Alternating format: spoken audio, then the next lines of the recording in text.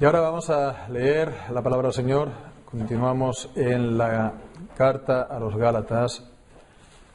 Estamos en el capítulo 2 y vamos a leer desde el versículo 15 hasta el 19. Dice así pues la palabra del Señor. Nosotros, judíos de nacimiento y no pecadores de entre los gentiles, sabiendo que el hombre no es justificado por las obras de la ley, sino por la fe de Jesucristo. Nosotros también hemos creído en Jesucristo para ser justificados por la fe de Cristo y no por las obras de la ley, por cuanto por las obras de la ley ninguna carne será justificada. Y si buscando nosotros ser justificados en Cristo, también nosotros somos hallados pecadores, ¿es por eso Cristo ministro de pecado? De ninguna manera. Porque si las cosas que destruí, las mismas vuelvo a edificar, transgresor me hago. Porque yo por la ley estoy muerto para la ley, a fin de vivir para Dios. Amén. Y el Señor bendiga su santa palabra. Continuamos entonces con esta lectura, la carta a los Gálatas, y pues bueno, vamos avanzando, ya estamos al final casi de este segundo capítulo. Estamos pues domingo tras domingo, por así decirlo, siendo llevados por el apóstol Pablo, como si él nos llevara de la mano a través de todo lo que él pues dejó para los Gálatas en aquella ocasión, pero también para la Iglesia universal en todos los siglos.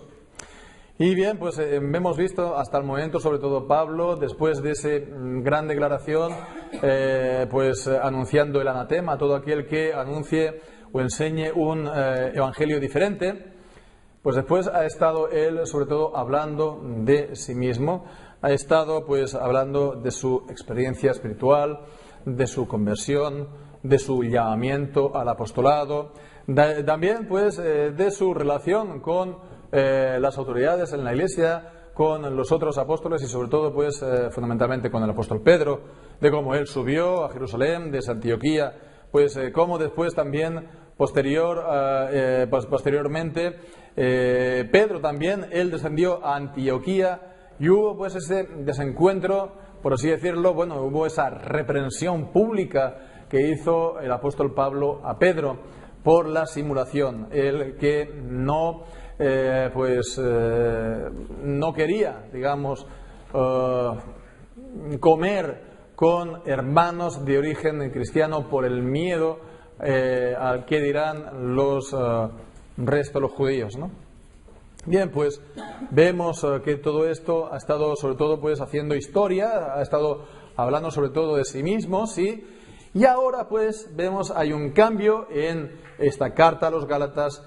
Todo lo que ha dicho ahora, pues esto da pie a que Pablo introduzca ahora, por así decirlo, la parte clave de la carta. Y se puede decir que estos versículos que estamos leyendo juntamente con los versículos 20 y 21, es decir, desde aquí el versículo 15 hasta el final del capítulo 2, es, digamos, la parte clave de la carta. Es la parte en la que está introduciendo el corazón de la carta, el corazón del pensamiento de esta carta está pues en estos versículos. Es el pensamiento clave, por lo tanto, el comprender bien estos versículos, lo que el apóstol Pablo nos está diciendo aquí, es también, por lo tanto, la clave que nos permite abrir la mente para comprender bien el resto, ¿no? Para ir bien orientados, para ir bien, pues, bien dirigidos. Entonces, bueno, es también a fijarnos, ¿no? A destacar, ¿no? El apóstol Pablo sí ha estado hablando de sí mismo, ¿no? Pero ahora introduce doctrina, ahora y sobre todo capítulo 3 y capítulo 4. Entonces, bien, ¿no? Es importante, sí, ha hablado de su experiencia espiritual, pero ahora es la doctrina. La doctrina es lo que es común a todos los cristianos. Los cristianos tienen unas experiencias, otras experiencias, pero lo que une a todos los cristianos es la común fe. Esto es igual para todos. Esto es igual para todos. Y es por eso, por lo que, bueno, pues si en iglesias o en congregaciones pues solamente se enseña pues experiencias o anécdotas o relatos autobiográficos del que predica o de otros, pues hombre, eso estará bien, será interesante, será ameno, pero eso difícilmente va a ser una edificación sólida de nuestra fe. Y vemos pues esto aquí reflejado en este proceder del apóstol Pablo en Gálatas. Ahora pues él está dando la verdad doctrinal que digamos está en el fondo de lo que él ha estado contando hasta ahora. Bien, por lo tanto, dada la importancia de lo que aquí tenemos en manos, estos versículos, pues lo mejor es que no, por mi parte, pretendamos hacer nada, pues digamos, que sea muy complicado, ¿no? O tal vez muy vistoso, ¿no? Sino, pues más bien hacer un sencillo, humilde ejercicio simplemente de aclarar, de clarificar las ideas que aquí nos encontramos. Así, por lo tanto, vamos a ver en esta mañana lo que el apóstol Pablo nos está diciendo, intentar aclarar las ideas que aquí está dicho, tanto pues lo que dice, tanto los conceptos como también los pensamientos, los razonamientos. Vemos los conceptos, ¿no?, las ideas, y después cómo están los razonamientos expresados en estos versículos. Es lo que vamos a intentar ver de manera sencilla. En el versículo 15 y 16 nos encontramos, vamos a centrarnos sobre todo en hacer definiciones, ¿no? ¿Qué es lo que está diciendo? ¿Qué quiere decir Pablo con esta palabra? Y los versículos 17, 18, 19, vemos ahí razonamientos, hay tres argumentos en estos versículos 17, 18 y 19. Bien, pues es lo que vamos a intentar, por lo tanto, con la ayuda del Señor, comenzamos con lo que hemos dicho, decir qué es lo que está diciendo en los versículos 15 y 16. Del versículo 15 comienza Pablo diciendo: nosotros, judíos de nacimiento y no pecadores de entre los gentiles. Nada, judíos de nacimiento, pues está bastante claro. Él era originariamente, como Pedro, como todos el resto de los apóstoles, judío. Pero después dice: no pecadores de entre los judíos. Evidentemente, al leer esto, no hemos de pensar que los judíos no fueran pecadores, ¿no? Los judíos son tan pecadores como los gentiles o los paganos, ¿no? ¿Cómo lo decimos eso? Pues porque lo dice el mismo apóstol Pablo, ¿no? Tenemos Romanos capítulo 3, en capítulo 3, capítulo 2 y capítulo 3 está hablando primeramente del pecado de los paganos, de los judíos, en Romanos 1, y en el capítulo 2 está hablando del pecado de los judíos, y dice pues tú eres inexcusable, oh hombre, quien quiera que seas tú que juzgas, porque lo que juzgas a otro, a ti mismo te condenas. Y después entonces habla acerca de los judíos, que ellos pues también son tan pecadores como los demás. Dice el versículo 21: tú pues que enseñas a otro, ¿no te enseñas a ti mismo? Tú que predicas que no se ha de hurtar, hurtas. Tú que dices que no se ha de adulterar, adulteras. Tú que abominas a los ídolos, cometes sacrilegio. Entonces está hablando, por lo tanto, de que ellos son igualmente pecadores, y esa es la conclusión que saca el apóstol en capítulo 3, versículo 9, cuando dice que pues somos mejores que ellos en absoluto, porque ya hemos acusado a judíos y a gentiles que todos están bajo pecado, Bien, entonces tanto los judíos como los gentiles están bajo pecado. En Gálatas 2, versículo 15, por lo tanto, cuando dice que nosotros somos judíos y no pecadores entre los gentiles, no significa que los judíos no tengan pecado. Sí, claro, por supuesto que sí, como todo el mundo. La expresión pecadores entre los gentiles, pues significa, por lo tanto, que ellos no tenían la ley. ellos no tenían la palabra de Dios. Ellos, por lo tanto, vivían, en las tinieblas, o con la poca luz que todavía le quedaba, la luz original que Dios dio a Adán y a Eva, pues que todavía guardaba, ¿verdad? Pero que en la mayoría de los casos era pecado, en la mayoría de los casos era inmoralidad, como vemos también en Romanos 1, como vemos también en nuestros días, una reedición pues bastante fidedigna de las palabras del apóstol Pablo en Romanos 1. Así pues, entonces aquí está hablando los judíos de nacimiento, aquellos que han tenido la ley, aquellos que fueron consagrados como pueblo de Dios, y los que de nacimiento no tenían la palabra de Dios y que, por lo tanto, bueno, sí, igualmente caídos, pero pues estaban más en el reino del pecado, de la muerte, de las tinieblas.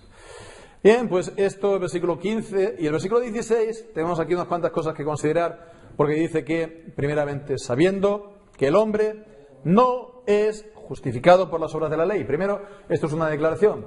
No es justificado. La palabra, por lo tanto, justificado. Si nos damos cuenta, el hombre es justificado.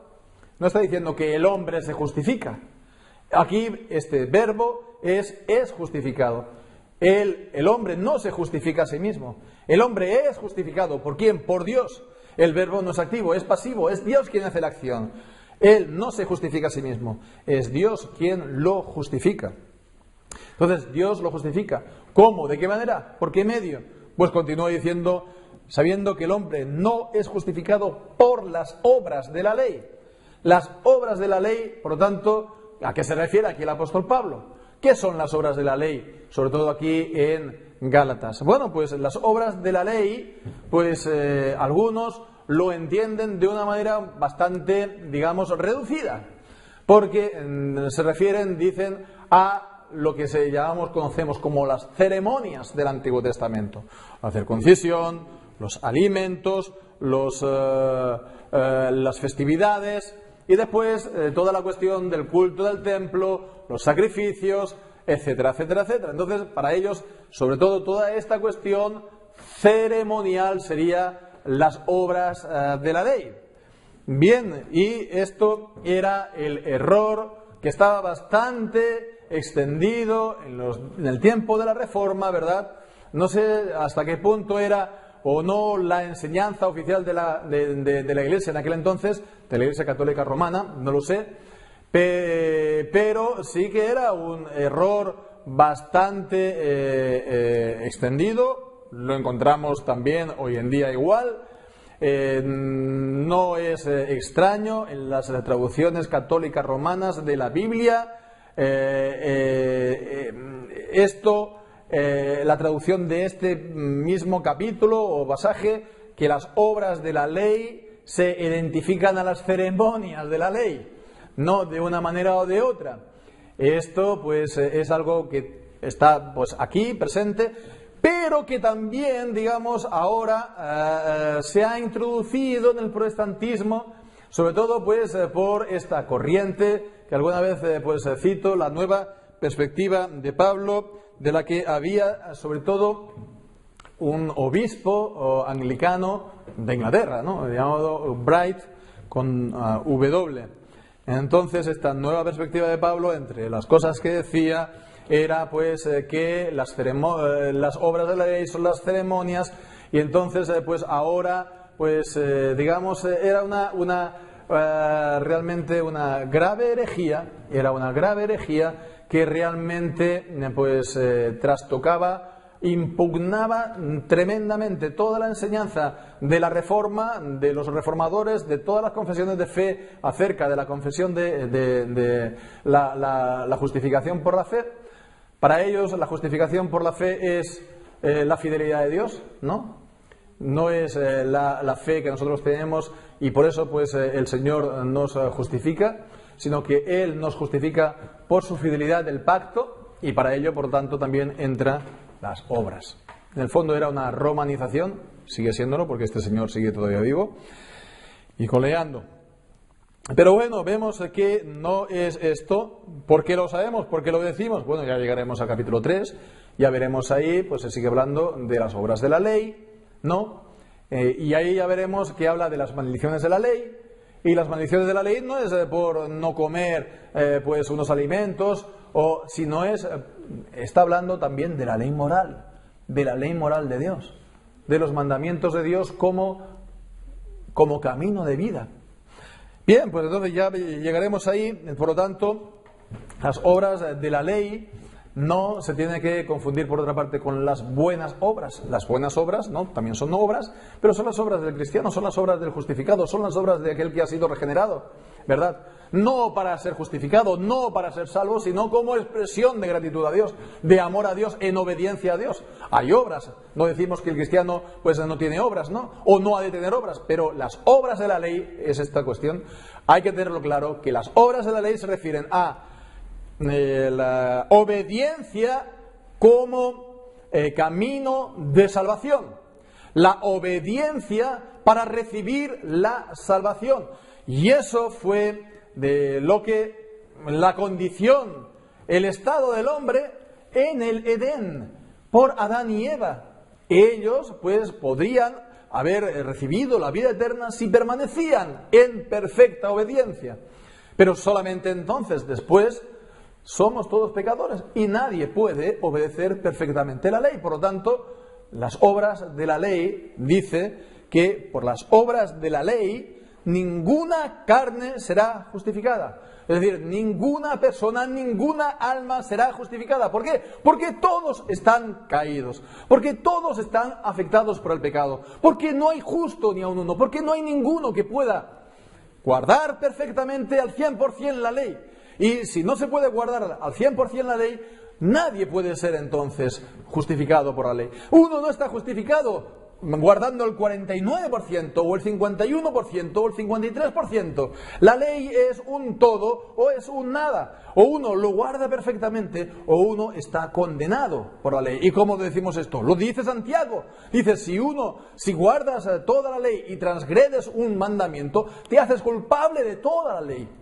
Por lo tanto, la ley no es un camino de vida, en el sentido de que recibimos la vida eterna por la obediencia. ¿Por qué? Porque nos es imposible.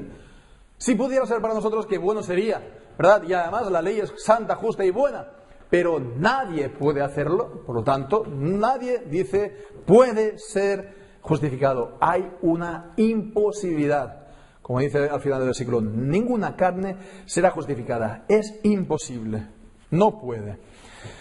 Bien, pues esto es en cuanto al versículo 16. También dice que no es por las obras de la ley, sino por la fe de Jesucristo. Esta oposición que vemos no es por las obras de la ley, sino por la fe de Cristo.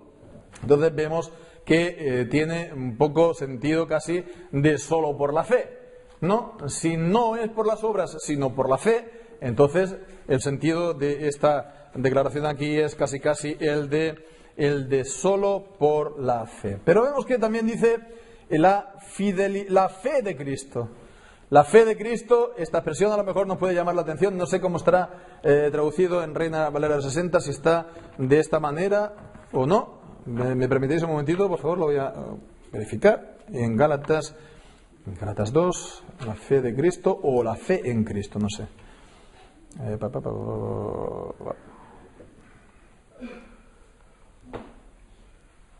Sí, igual, la fe de Cristo. Entonces vemos que la fe de Cristo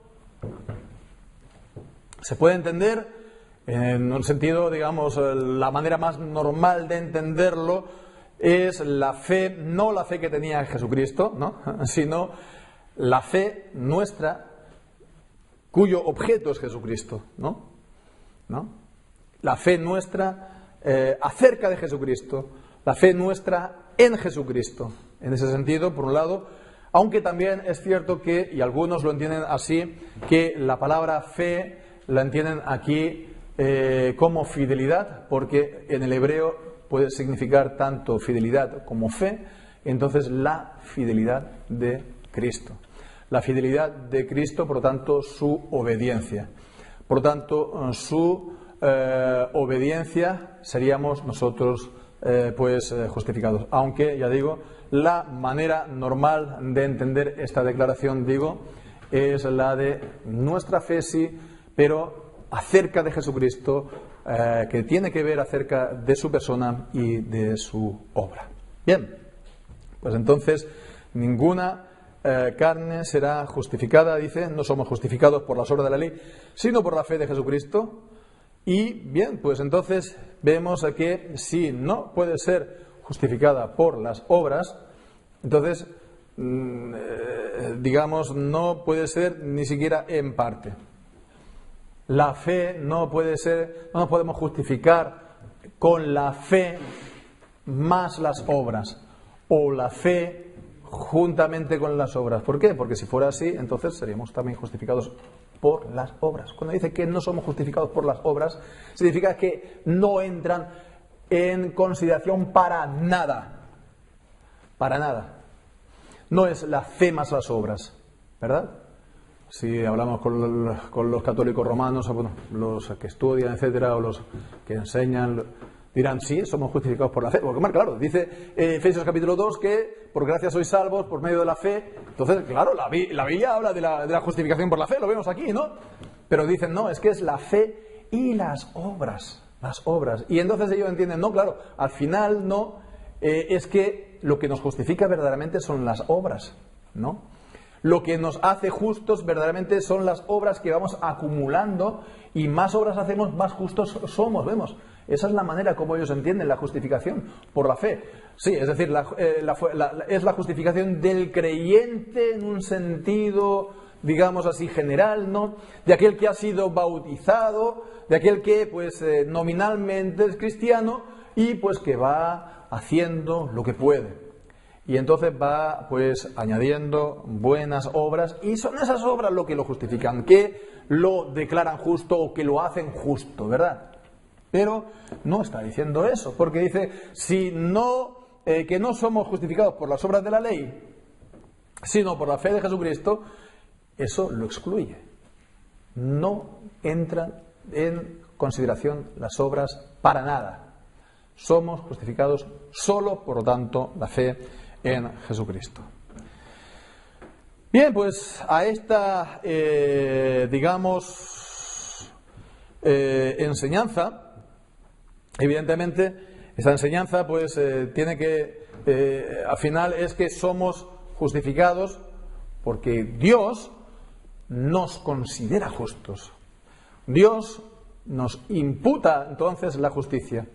Considera que la justicia de Jesucristo es la nuestra y por lo tanto es una declaración judicial y Él nos declara justos. Vemos, es la imputación de la justicia de Jesucristo al que tiene la fe de Jesucristo.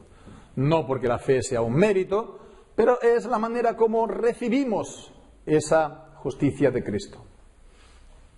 Bien, pues esta es la lectura que se desprende de estos versículos, ¿no? Pero, por supuesto, también hay gente que se opone y, volviendo al tema de T-Bright, de la nueva perspectiva de Pablo, pues lo intentan hacer a veces con un poco de humor, ¿no? Y se burlan de esto, de esta comprensión, ¿no? Comprensión, esta enseñanza, ¿no? Pues se burlan diciendo, pues aquí estás hablando como si la justicia de Dios fuera un aire que va para aquí y para allá, que se transmite, etcétera, etcétera, ¿no? Se burlan, intentan hacer aquí la broma acerca de esto. Dice que no es un gas la justicia de Dios, ¿no? No es un gas que se vaya de aquí para allá, que Dios lo considere, pero que es que no lo es. Nada. Y habrá gente que se quedará un poco pues convencido de todo esto. Pero fijémonos qué vana manera de pensar es esta. Fijémonos cómo no se aguanta. No se aguanta con lo que dice la Biblia de una manera más elemental. ¿Qué hemos leído en Levítico capítulo 16?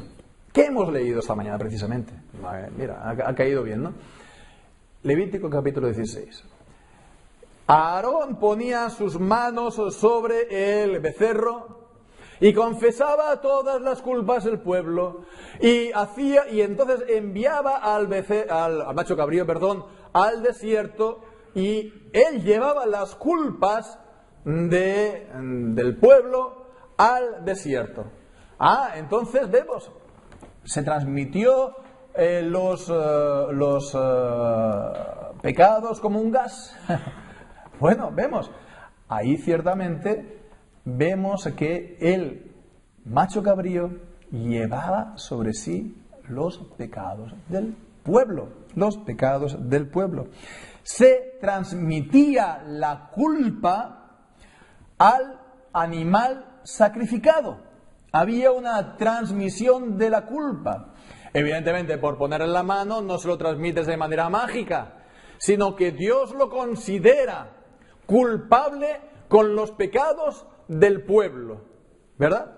Bueno, pues si eso es así, por lo tanto, dice la Biblia en 2 Corintios 5, que al que no conoció pecado, por nosotros lo hizo pecado, para que nosotros seamos hechos justicia de Dios en él. ¿Qué significa esto?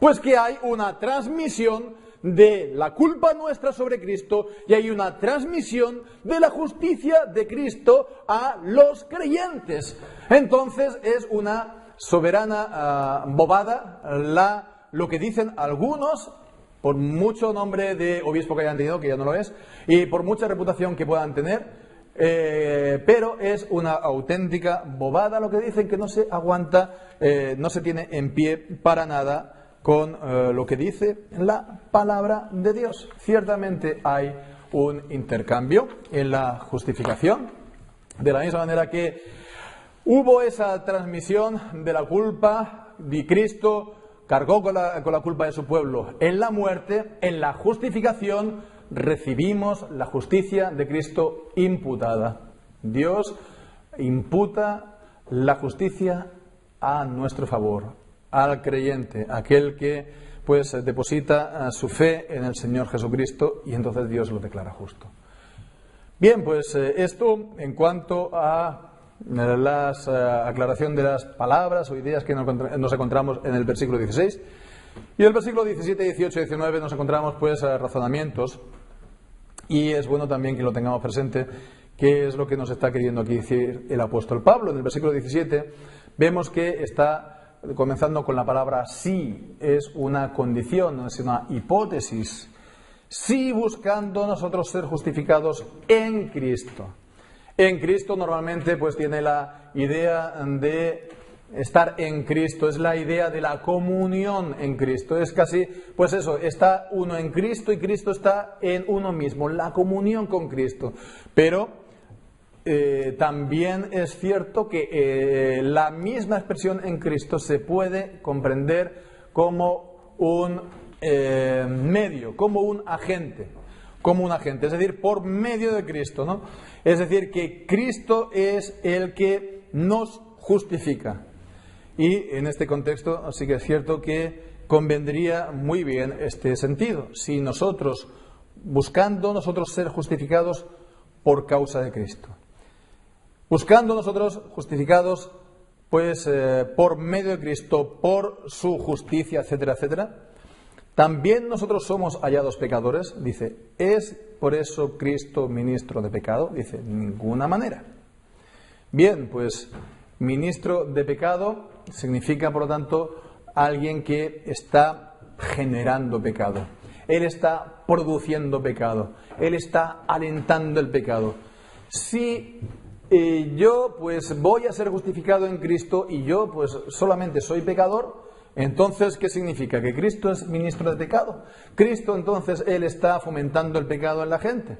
Vemos, esa es la manera, digamos la idea que está expresando aquí el apóstol Pablo. Y dice pues el apóstol Pablo, de ninguna manera.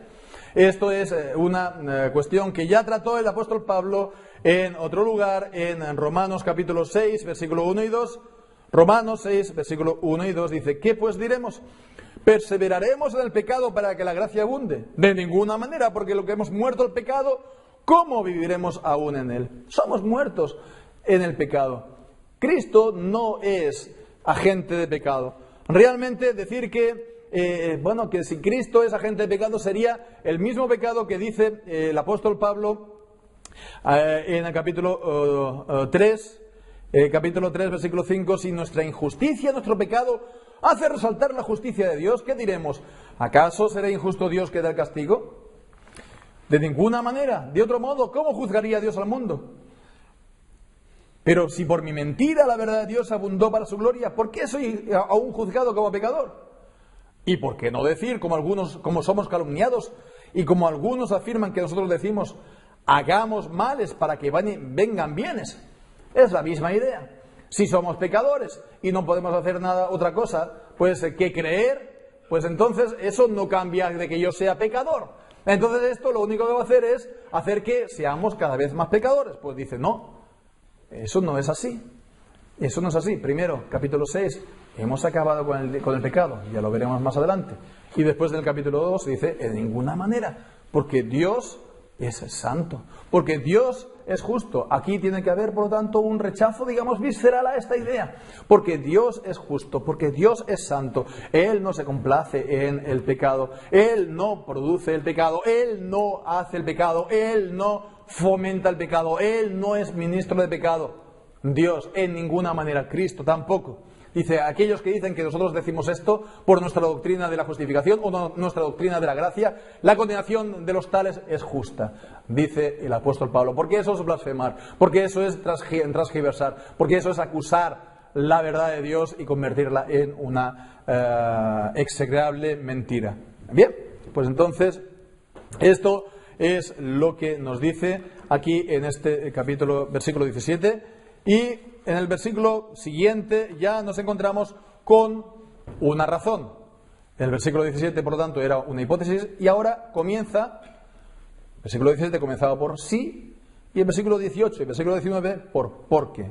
Vemos, son razonamientos y aquí, por lo tanto, está dando la razón. De ninguna manera, porque si las cosas que destruí, las mismas vuelvo a edificar, transgresor me hago. ¿Qué cosas destruyó? Está hablando aquí de las obras de la ley. Está diciendo que destruyó la ley de Dios. Evidentemente eso no puede ser así de ninguna manera. ¿Por qué? Pues porque la ley es de Dios. La ley es la voluntad de Dios. La ley es conforme a la naturaleza de Dios, a su naturaleza moral y espiritual. La ley es santa, justa y buena porque Dios es santo, justo y bueno. La ley no se puede abrogar, la ley no se puede anular. En Mateo capítulo 5, versículos 17 y 18, Jesús mismo dijo que no penséis que he venido para abrogar la ley. No he venido a abrogar, sino a cumplir. Y también Pablo mismo en Romanos capítulo 3, dando toda esta enseñanza acerca de la ley y del Evangelio, dice, versículo 31, luego por la fe invalidamos la ley. De ninguna manera, antes bien establecemos la ley. La ley se tiene que guardar. La ley ha de ser guardada y ciertamente lo será. Entonces, no es que está destruyendo la ley, sino entonces ¿a qué se está hablando? Pues está hablando, por lo tanto, de edificar, por lo tanto, lo que él destruye es el pecado. Romanos capítulo 6, versículo 6, Romanos 6, 6, dice, sabiendo esto, que nuestro viejo hombre fue crucificado juntamente con él, para que el cuerpo del pecado sea deshecho, sea destruido, a fin de que no sirvamos más al pecado, porque el que ha muerto ha sido justificado del pecado. Bien, pues entonces vemos que está hablando, por lo tanto, del pecado. Y dice que volviendo aquí, dice, si las cosas que destruí, veamos entonces el pecado, las mismas vuelvo a edificar, transgresor me hago. ¿Cómo las destruye? Lo veremos más adelante, pero es por Cristo, por la fe en Él. Romanos 8, versículo 2. Romanos 8, 2. porque la ley del Espíritu de vida en Cristo Jesús me ha librado de la ley del pecado y de la muerte. Y en el versículo 13, si vivís conforme a la carne, moriréis, pero si por el Espíritu hacéis morir las obras de la carne, viviréis. Entonces es la muerte del pecado, pues por el Evangelio.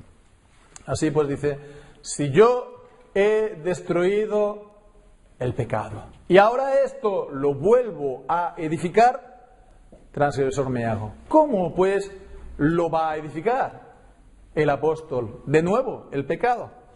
Bueno, pues veremos que esto es lo que ocurría cuando, paradójicamente, uno predica que la ley como medio de salvación.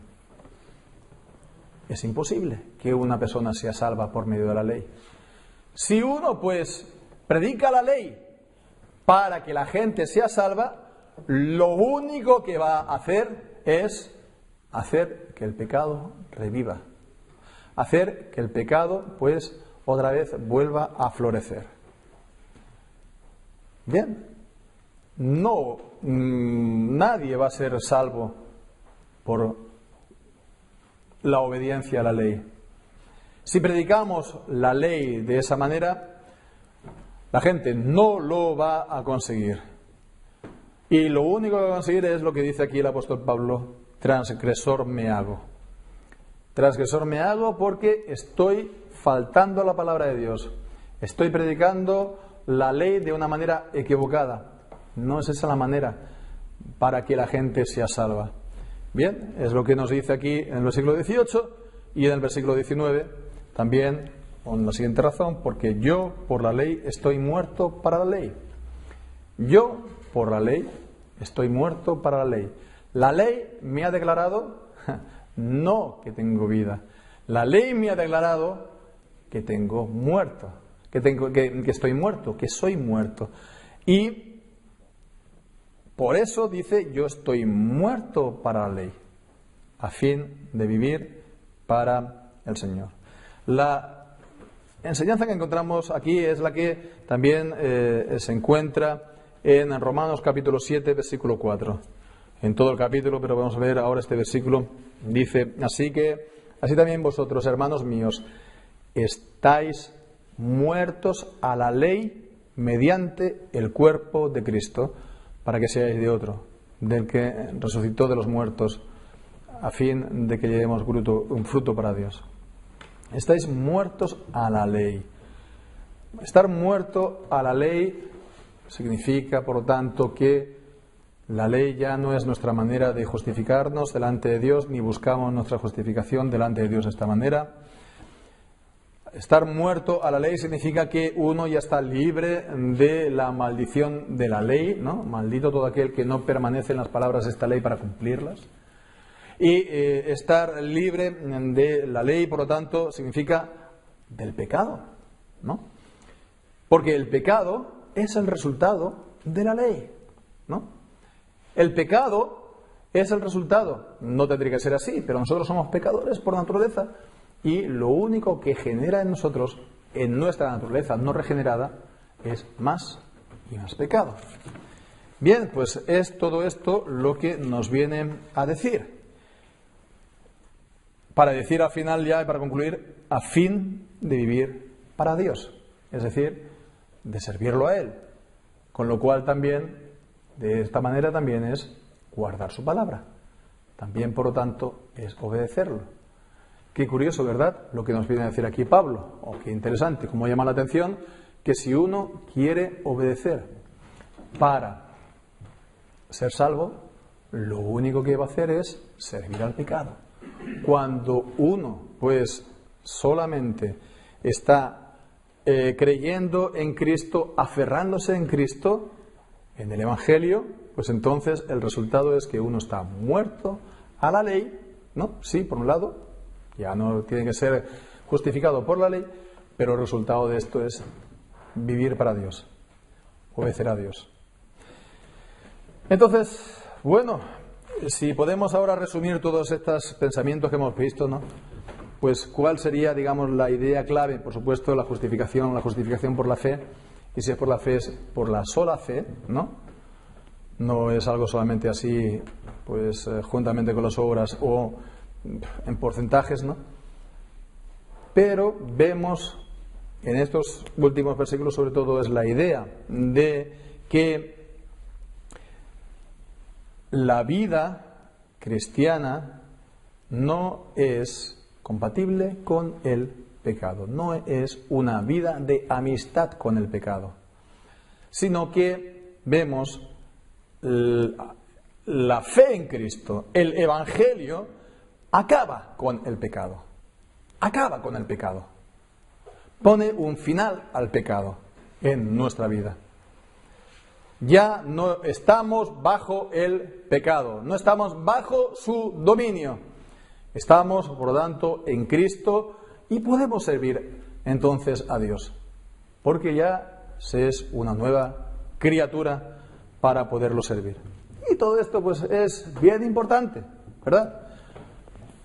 Las consecuencias de todo esto, por supuesto, en la fe, en la predicación, en la vida de la Iglesia, de los cristianos, por supuesto, pero esto podríamos ver aquí la importancia trasladada a todos los ámbitos de la vida, ¿verdad? Podríamos verlo. Un ejemplo, en la manera como pues se tiene que enseñar a los hijos, la crianza a los hijos, ¿no? La educación a los hijos, las normas, ¿no? En casa, en el hogar, la ley, entonces, ¿no? Por supuesto, es importante. Y tiene que haber ley, y tiene que haber normas en el hogar, ¿no? Y es importante que se les inculque, y es importante, por lo tanto, que estén ahí. Pero vemos que no se tiene que poner las normas como el fin en sí mismo. O como que, mejor dicho, por poner las normas y el deber, los niños lo van a hacer pues voluntariamente, porque normalmente no va a ser así. Le vas a poner las normas y ellos van a desobedecerlas, ¿no? Entonces vemos que sí, tiene que haber las normas, ¿por qué? Tiene que haber ley, pero la manera de cumplirlo es en el contexto del amor, en el contexto del amor. Y es lo que esto a ellos pues les hace cumplir las normas, la ley, ¿verdad? Igual, por lo tanto, para el cristiano. Está ahí la ley, pero no se puede pretender que la ley y los mandamientos, pues por sí solos, pues lo vamos a guardar. ¿Cómo los guardamos? Por la fe en Cristo, por el amor a Dios. En el contexto, por lo tanto, del Evangelio. Igualmente con la predicación en una iglesia. Se tienen que anunciar los deberes y las normas de la Biblia, ¿verdad? Pero no se tienen que anunciar solamente esto. Cuando se anuncian los deberes de la Biblia y de la palabra de Dios, pues se tiene que dar también juntamente con el Evangelio, en el contexto del Evangelio. ¿Por qué? Porque si no, de otra manera, no lo vamos a cumplir.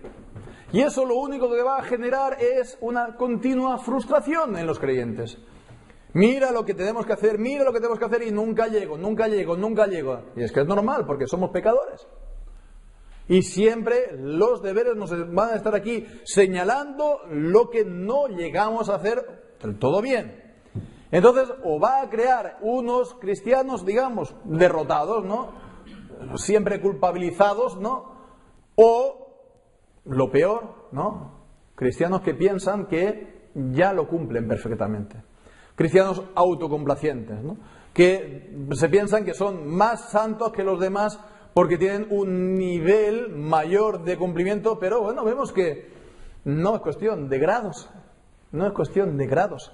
Así, por lo tanto, no hemos de predicar, anunciar solamente las normas, olvidándonos del contexto del Evangelio, y el contexto del Evangelio es, bueno, pues la obra de Cristo, no las obras que nosotros podamos hacer, sino lo que Él hizo y que nosotros recibimos por medio de la fe. en nuestro contexto, en España, pues evidentemente la tradición católica, pues bueno, había ese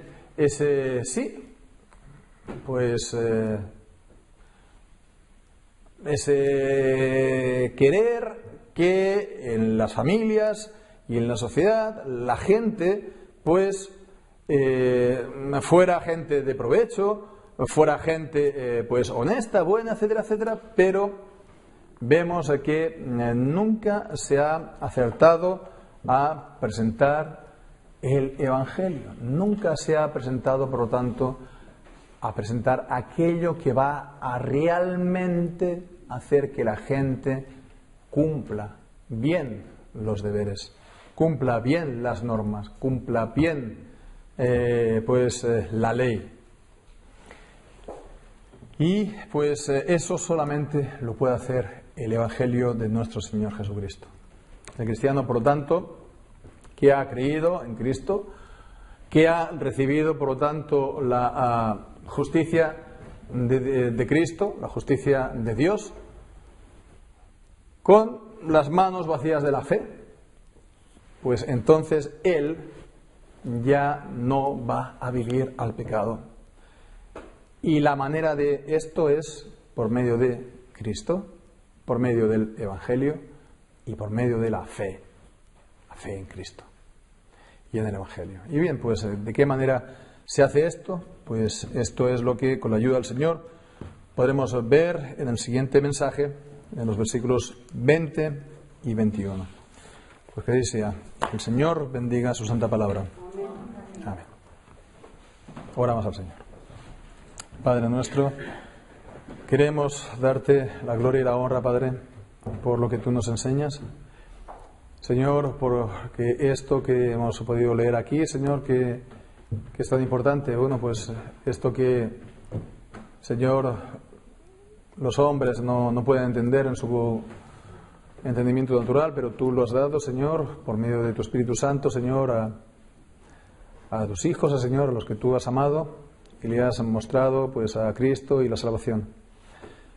Señor, pues gracias porque hemos llegado a entender todas estas cosas, Señor, y, Señor, pues entenderlas para salvación, de manera que nuestro corazón, Señor, no esté contento y complacido con nosotros mismos, Señor, sino que vayamos a Cristo para realmente recibir de Él la salvación. Señor, pues que así sea, que vivamos, Señor, a la luz de todo esto, que nos acordemos de todas esas cosas, Señor, de que Cristo murió y resucitó, y que de esa manera, pues nosotros en Cristo, pues también morimos al pecado para tener una nueva vida en obediencia y en santidad. Gracias, pues, Señor Dios nuestro, te damos por todas las cosas, en el nombre y por los méritos de nuestro Señor Jesucristo. Amén. Amén.